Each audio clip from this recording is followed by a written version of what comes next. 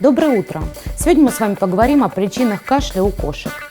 Как таковых простудных заболеваний у кошек не бывает. То есть они не болеют гриппом, ОРЗ, ОРВИ, как болеет человек. И кашель у них тоже это редкое явление. Чаще всего проявлением кашля является обструкция бронхов или легких, когда происходит воспаление дыхательных путей, либо астматические явления, которые вызывают длительная аллергическая реакция. Самый большой процент приходится как раз на астму кошек. Если у вашего животного появился кашель, появляется он примерно в 3-летнем возрасте, обязательно нужно обратиться в ветеринарную клинику для постановки точного диагноза. Что будут делать в ветеринарной клинике? Первым делом доктор возьмет общий анализ крови и анализ на иммуноглобулин Е, который показывает, есть ли астма у животного или нет.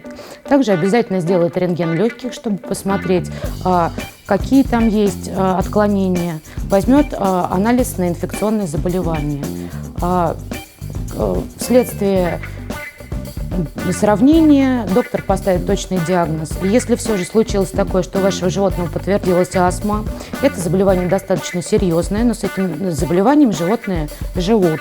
Не стоит опускать руки. От владельца требуется только четкая в определенное время инъекция, которая делается животному чаще всего 1 раз в месяц, дабы устранить причину кашлевых рефлексов. Что может быть причиной астмы? В первую очередь кошки очень чувствительны к диссредствам, которыми вы моете чаще всего пол в квартире. То есть какие-то мистер Пропперы, Глориксы лучше не использовать, когда в доме находится кошка.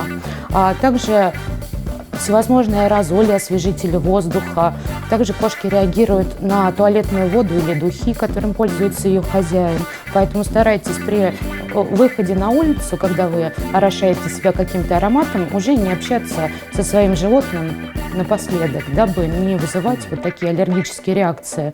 Потому что на запах они очень сильно реагируют, и это самая большая причина возникновения астмы у животных.